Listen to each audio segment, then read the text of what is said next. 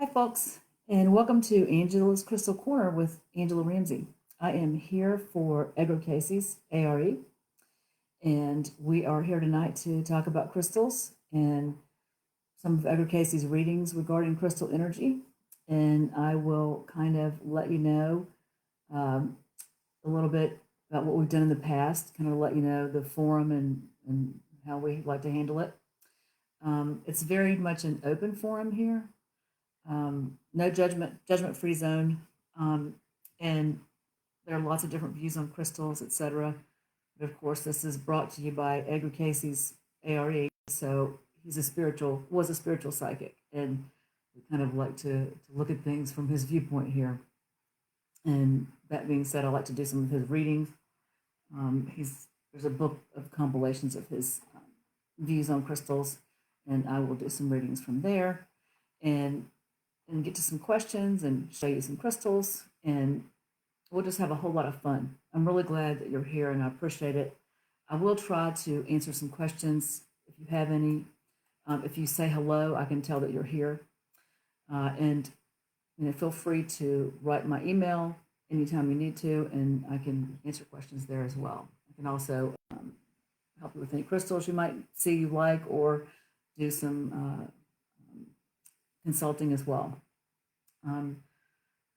Each night we're going to do a crystal of the day because I know you want to see crystals. So tonight's crystal of the day is Rose Quartz. It is the quintessential stone of love. It brings love, surrounds you with love, gives love, and it's the best stone to have probably of all the stones. If you have any to have, it's a calming stone. It's good to have in the bedroom. It's good to have all around your family and all around your house. I know I've said in the past that I don't like stones in the sunlight because they're really mined underground, and rose quartz is one of those.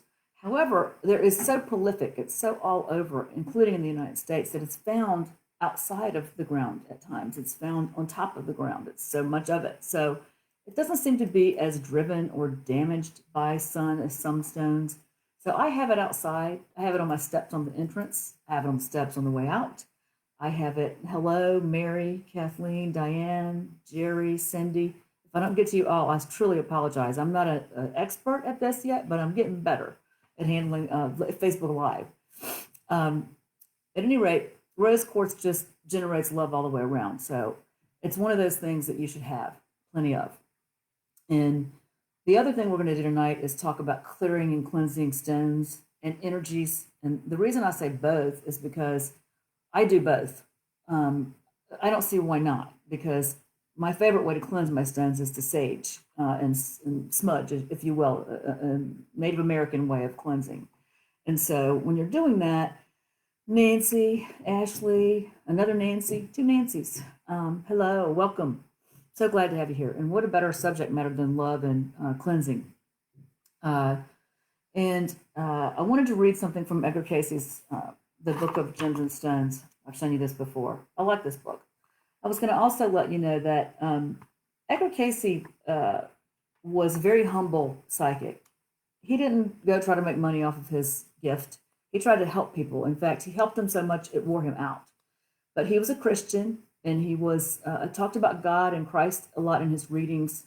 He was not aware of what he was saying in his readings. That's why he's called the Sleeping Prophet. If you want to know more about him, you might want to get that book, The Sleeping Prophet. You can find a lot of books about him in the Edgar Cayce Center in Virginia Beach. I'm located in Tidewater. I was in Virginia Beach for about 25 years, and I'm now in Portsmouth, Virginia. And you're welcome to set up an appointment with me to come view my crystals and purchase some if you like them. I have a lot of them, clearly. This is just a little small amount of them. But I've spent a lot of time at the Edgar Cayce Center, and it's a lovely place. I think he envisioned a lot of healing and school for massage there. But that being said, I don't, this is an open forum. I don't care if you don't believe in, I don't care what you believe spiritually, but you have to understand he believed in the vibrational medicine of crystals. And in his readings, where he's sleeping, so to speak, he's talking about this a lot. So that's kind of what this show is about. And I believe in the vibrational healing of the crystal energy as well. So We kind of go hand in hand. Hi, Barbara, Caroline, Sheck. Sorry if I slaughtered that. Nice name, though.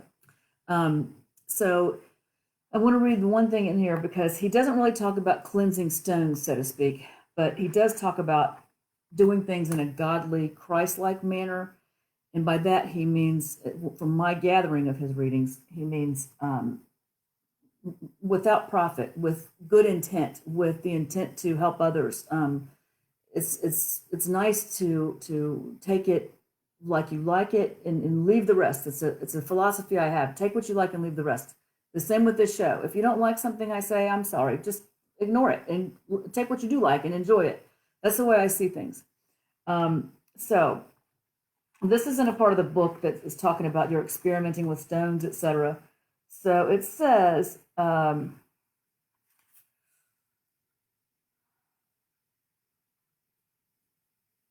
study to show thyself approved unto thy God, and let thy God be one, not fame, not fortune, not that which is gratifying only for the desires of a body, but know that if the desire of the heart and soul is grounded in divining truth as it appears in the daily experiences of life, self may be grounded in truth. For heed that which has been given. Make every act constructive, else those other influences may creep in. So I just thought that was a positive thought to think about when we're talking about the rest of this. And he doesn't really talk about rose quartz. This book is limited on these stones that he talks about. I'm sure that in the ancient world, all these stones weren't discovered yet. So I take an open mind to the things I read about the stones with him. There's somewhere he reads about, not putting moonstone or wearing it about the neck. Well, that might be true. There may be a reason not to do that, but I wear it around my neck because I like it. So, I'm kind of a rebel. I don't do everything I'm supposed to do, unfortunately. So that being said, let's look at the rose quartz that I wanted to show you. This is a beautiful carved tiger. And I'll show you different pieces, but this is one of my favorites because it's a beautiful, of course, cat. I'm a cat person. And it's a feline and it's hand carved. I would imagine probably from Madagascar. A lot of these hand carved stones come from there. This is a good friend of mine that sells a lot of this beautiful hand carved stuff. And then I wanted to show you something else, and this is a good tip too.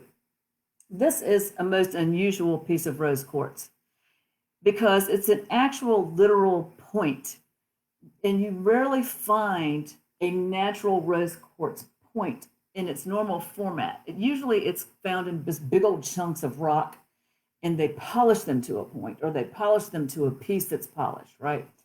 But this is a natural point. And I'm going to tell you how I found it. I went on Etsy and I typed in old rock.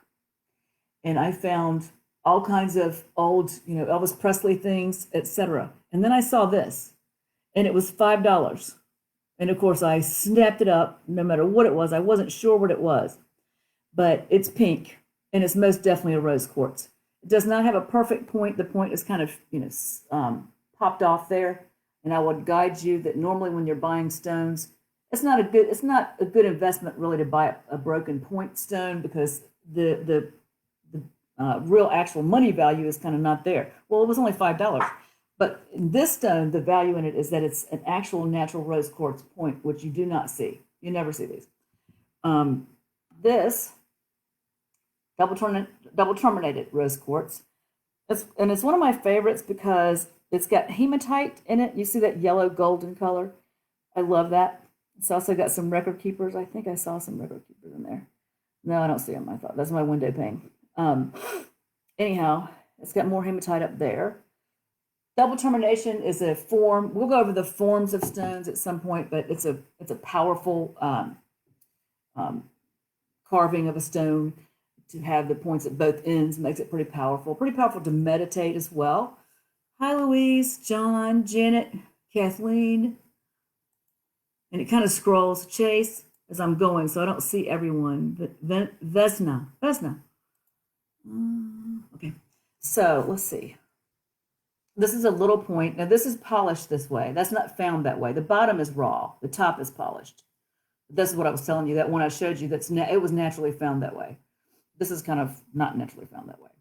And then you have your polished big old, what I call coffee beans. They kind of look like a coffee bean to me, but I love rose quartz, so I don't really care what it looks like. I have it everywhere. And outside is all raw. Um, and then I have a lot of towers. I keep one in my bedroom. I just think it's a loving energy. I sleep well with it. I'm kind of funny about what I'll put in my bedroom because stones can be kind of active. And some people were saying in our show last week that they like amethyst to sleep with, and it's said to be a sleeping stone, but I don't sleep well with it. It makes me stay awake for some reason. And then I also have MC Fowler. I also have welcome everyone. Thank you so much for joining. I also have a psychic friend who says amethyst makes the dead people come talk to her. So, and she doesn't like to talk to dead people. She's not a medium. So, this is another kind of ancient one. I think it's pretty. It's got some bunks on it. Sometimes they get dropped, and you can tell there are places that are kind of, lightened up where they've been hit somewhere. But the point is still intact, which I like. And then I have this. I love these little Chinese pagodas. I think they're so cute, and I think they've got good energy too. Generally, I have a few different stones with that. I have a mammoth point over here. I'm going to try to pick it up. That is, I have this in my living room in front of my fireplace because it's so big. And I'm going to do my tuning fork on that thing because I know it hasn't been cleaned in a while. And that's a way we clean stones, is with a tuning fork. So I'm going to show you that. I know it's going to make some noise for you. Okay, so let's get to cleansing stones. Well, we're doing good because I'm going to have some time for questions too. Cleansing stones, I think I've mentioned this before, that I don't really like the sunlight. A lot of people charge or cleanse in the sunlight, and stones are just not found in the sun, and they fade by sunlight. So it tells me if they fade by sunlight, they're going to. It's not good for them, and I don't think if. And I will say this too. I did read a quote. Nikola Tesla thinks stones are alive, or they had a life, and I kind of believe it too because they grow. What grows that isn't have some kind of life form, and that's what he says. We don't know what kind it is, but clearly there's some form there. And so, that being said, of course they're not growing now, but I don't want to put them in pain, so I don't want to put them in the sunlight. So that's not one of my ways of cleansing. I like to cleanse by using sage, and that's my favorite thing to do because I go around the house and I cleanse the house while I'm doing that, and then the stones are all happy and everybody's happy. And I'm going to show you. We're going to go through. I'll show you how I do it, so you'll kind of get an understanding of it because some people don't know that. Nancy, full moon cleansing. Yes, a lot of people like to cleanse by the moon. I've also had some people be really upset to find their crystals stolen that way. Of course, if you have a place that you feel safe, that's great. I don't think they can be harmed that way, and I'm sure there's something to it. I'm a little earthier than that. I will put them in the ground, in the dirt. I have cleansed some dark stones that way, particularly a smoky quartz. I had mentioned that in another show that I thought was evil, and I think it was. And I buried it for 6 months, and it came out light in spirit and lighter color. And I don't believe that was a physiological change. I think it was a spiritual change in that stone. So I do. You can bury them in a bowl of rice. You can,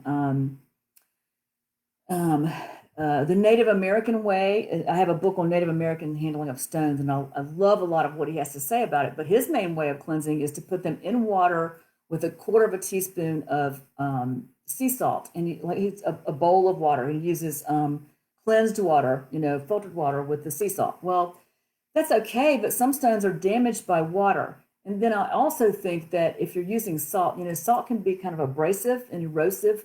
So I'm a little kind of concerned about that, but that's what he says. So, again, go for it. If it makes sense to you, you can do that. For me, saging is it's not hurting anything, The other thing, the most basic way to cleanse a stone is to run it under water. And for me, I will use a water that's, maybe not ice cold and not hot, because I don't want to damage the stone in some kind of way. Again, you've got stones that don't do well with water. Almost any stone can be run underwater, but you have to be really careful. And I'll show you. This is a Finster quartz. It's got all these different prisms and different sides to it, kind of prism looking. It's also got mud in it. If you can kind of see, it's got inclusions of kind of dirt and mud in there. Well, guess what happens when you put them in water? The mud starts coming out. So that's part of the, fascination of a Finster quartz or some included quartzes. And because they have all these holes, the mud comes out. So that's not really something I think you want to happen. So another one is aragonite. This is called aragonite. It's kind of a working stone. It helps you concentrate, focus. It's kind of got all these little cubes on it. It's kind of rust colored. Well, guess what happens with that in water? All the rust leaves it. It loses its rust color. It goes in the bowl. It's like dirt. So there you go. Your aragonite's not red anymore. And another one, this is the stone of the angels. Celestite. It's blue, shimmery, beautiful. It usually comes in these egg-like shapes somehow or another. If you put that in water, it'll fall apart. And I can't tell you how much I've seen online, on Facebook groups, soak it in water overnight. I'm like, no, please don't do that, because it'll kill it. It'll just go and, it'll fall apart. Now, you still have your crystal pieces, but they're not in this format where you can just hold the whole thing and kind of enjoy them in that cluster form. And then you've only got a few that are big at all. So water is good if you could run it under there and then, wipe it down. And the rest of them, I guess you could leave in water if you want to, but I find no reason to do that. So I don't. As far as sage goes, if one of my friends is on here, I can't see, like the visitors are not lining up. Mary Carmen. What is that crystal for? I don't know which one you're talking about, Mary Carmen. Which crystal? The celestite or the aragonite? Okay, so most people that sage say to do it in an abalone seashell, but this is like an old seashell. I believe my grandfather got this a long time ago, and I love it. It has energy to me that I like, so that's what I use. And this is a piece of Palo Santo wood, which is also something people use to cleanse with. It's a ceremonial wood that's a good one to burn, to cleanse. It's another thing you can use. But the fun thing about sage, which one of my friends, her name is Angie, she's got a salon here, she does my hair. I don't know if she's on here or not. She was supposed to be here, but I don't see her saying anything. She showed me something really cute that I don't know why I've never thought of before. Okay, you get sage bundles like this, and you light them up, you blow them out, and you've got smoke, and you're smoking your house out. She just pulls off one little thing, like this, and lights it up in her salon. That way you're not burning a whole big old thing of sage. And I'll show you. Light it up, and if it burns, blow it out, and you just get it so it's smoking. When you go around your house, you make sure you have a window open. Negative energy attaches to smoke. You want to have a couple of windows opened throughout the house, and you go around with your little feather, and you just sage around the smoke a little bit. You move it around, and the books will tell you to go clockwise through the house, clockwise through each room. And you want to go up in the corners of each room where anything negative might rest. And I'll go around my crystals, especially my new crystals. And again, I will tell you another thing I always say, intent is everything. You cannot do this wrong. Don't be critical of yourself or judge yourself. Just say good in, evil out. That's what I say, good in, evil out, good in, evil out. Now, if I'm removing negative energy from a friend, I may go further than that. And you can do from the feet up with a person on the front and back. And I will say, in the name of Jesus Christ, remove whatever darkness and evil is in this person. Bring good in, bring light in, darkness out. You're not welcome here. I will say all kinds of stuff that comes to my head when I'm doing a person. But I've had some people bring up to me, okay, Angela, I've heard that if you sage a house, you might stir up more trouble with evil there than if you don't. Okay, spell the wood. Yeah, I'll get to that in 1 second. You got me forgetting it. I'll remember it. Anyhow, when you go, the answer to that question about is, can you stir up more trouble saging a house that's got evil in it? Well, if you have a house that has evil in it, I don't know if you can stir up more trouble. You might make the spirit mad, but he's already there. So what are you really doing? I mean, I think if you know you've got darkness in your house like that, you need to get a shaman or a priest or something like that in there that could really handle it. I don't think there you go. Thank you, Kate. I don't think I'm one of those that could really deal with a demon. I don't really want to deal with a demon. I try to keep them out to begin with. I do, my saging. I have my crystals everywhere, and they all know to protect me. And I just I let them be happy and tell them to just protect me, and they do. I feel protected. So the answer is, can you make it worse? I guess you can make it worse by making them mad because they know you want them to leave, but they're already there. So how much worse does it get, right? If you got a demon in your house, it's not good anyway. So I guess the answer is yes and no. So let's see. There was another another good way to cleanse stone is with selenite, and this is a selenite charging plate. They're not very expensive. It's a stone itself that is healing, but it also is known to cleanse other stones. So I set them around, and if I get a few new stones in, I'll just set them on here. That helps cleanse them as well. And natural citrine, we talked about that last time because we were talking about the difference in amethyst heated and natural citrine. This is a natural citrine, one of my favorite natural citrines that was on a big shelf that dropped off and the top chipped. I couldn't believe it. It's such a beautiful carved piece. But again, it doesn't change the power of the stone. It just changes the value of the sales value of the crystal itself. But I love it. Citrine never needs to be cleansed, and it cleanses other stones it's near. So if you have stones in your citrine, they get cleansed. And then, of course, we have I'm being mindful of time. We have the tone that I showed on our first show, which is a tuning fork, and it's tuned to quartz. So I was going to do it. I want to do it on this one that's sitting right beside my bed because I'm dying and I've never cleansed it. So I'm thinking it's going to be pretty loud. So let's try that. And there's a little rubber thing that you can bang it on wood, but you get the rubber thing and it's kind of cool. You hit that. Oh yeah. It's not too bad. You can hear that. And that cleanses the stone and the room. It helps us. I mean, I usually feel the hairs on the back of my neck go up if I'm cleansing. Even if I'm doing saging, I'll feel that. So that's what I feel when I'm doing that. And I kind of know it's working. I kind of know that I'm changing the vibration. That's a vibrational change. When you feel the hairs on the back of your neck go up, it's a vibrational change in the room to me. Now I'll do this Big Daddy because I know it's going to make noise. Oh, yeah. And the fan's going off. Probably smells that smoke. There we go. This also kind of shows skeptics that there's vibration in the stones, or they wouldn't respond to a tuning fork. But, people that don't want to believe it, they're not ever going to believe it, and it's okay. I don't care. You don't have to believe it. If you just want to look at them and feel them and like them, that's okay. And if you believe they don't have any qualities, then you probably don't even want to listen to the show. All right, let's see. Let me see. What tone frequency? I answered that in my first show on the questions because I looked it up and answered what this was set for, and I don't remember. This is a specific setting for quartz, and I don't know what it is, but I'll answer you later, Janet. I'll put that on there later because I'll look it up again. Yeah, selenites. I have selenite all over, and of course it helps with the room healing as well. But it also helps putting your stones all over there. Let's see. Yes, my home is a crystal paradise. It is amazing. Western Virginia. Let's see. John Briscoe. Oh, I'm from Martinsville, Virginia. So I'm from over there, a little bit west. Not all the way over there. Lapis lazuli. Yeah, Janet. Edgar Cayce liked lapis a lot. He talked about it a whole lot.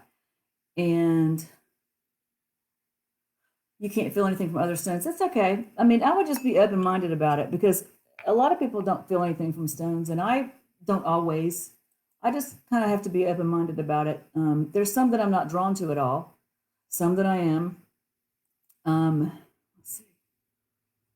Contact information is in my introduction, and I think that the Cayce Center is putting it in there as well. It is Ange's, which is ANGS. My nickname is Ange. My family called me Ange. So it's ANGS, crystalcorner@gmail.com. Pretty simple. Ange's crystalcorner@gmail.com. And you can reach out anytime. San Juan's in Washington, Caroline. Barbara. Let me see. Okay, let's see. I'm going to do a card pull as well before we go. We still have 6 minutes, though. I'm just watching the clock. I can't believe we've gone so fast. You guys are awesome. The tuning fork is online. I don't think I brought my stuff. I think it's Jonathan Goldman tuning fork. I think he has several different kinds of tuning forks. I'll answer you after the show, though, clearly on there. And it's tuned to quartz, which rose quartz is a quartz. So it does tend to work on the quartzes. It also works on fluorite, though, which fluorite does have quartz in it. A lot of other stones has some quartz in the mix of it, so it does seem to resonate with those as well. And it's amazing what it will do. Okay, let me pull a card here. So I always like to pull a card for you and do the reading on that. These cards they're crystal cards, and then they do a little reading that's motivational, which is pretty cool. I put them on the bottom so I don't pull the same one again. I'm not really a card puller. I am an empath, though, and I do get a lot of images for people. Okay, pink opal, interesting. Pink opal is the card, and then I go to the book and read what it says about pink opal, and it seems to be appropriate for whatever we're talking about or whatever we need to hear at the moment, anyway. Let's see. Okay. Pink opal, cut yourself some slack. The way you talk to yourself can either lift you up or tear you down, so be mindful of your internal dialogue. Honor yourself, be your own cheerleader, forgive yourself, and remain your own best friend through the ups and downs of life. Make a conscious shift to speak to yourself with more compassion, empathy, and kindness. Treat yourself as well as you would treat others, in the way you'd expect others to treat you. It all starts with your own inner voice. By throwing yourself sensitivity, understanding, and gentleness, you can learn to be kinder and more compassionate towards others as well. That's really awesome. I had somebody tell me one time, treat my friend better than that. Talking about me treating myself better than that. So that's an excellent card for today. Let me see. Any other questions? Nope, but I'm going to do another tuning fork since I've got a couple of minutes, because I want to do this Kubota, because I don't think I've done that one yet. I think I did the cat one day. I'm going to do that Kubota too. It's done a little bit. Let me see. I'll do this big one over here because I haven't done this one yet. Oh, there we go. Oh, yeah. Give y'all some clearing energy before we go. There we go. You hear it? I love that. I will answer your questions when I get a chance, probably tomorrow sometime. But again, please feel free to call me with any questions or any consultations that you might need. I want to make sure I covered everything for cleansing. Sage, water, dirt, rice, moonlight, not for sure. Yeah, I think I covered everything. So thank you again for being here, and look forward to seeing you next time. We are here the last Tuesday of every month, and plan to keep doing this for a long time. I haven't really decided what the next subject matter is going to be, but we're always going to have a stone of the day, and we're always going to pull a card, and we're always going to talk about Edgar Cayce, because I think he was very important in this spiritual world, and he was an innocent. He was a farmer, and he tried to help people, and I think that was very, very kind. Okay, take care. Much love. Thank you so much.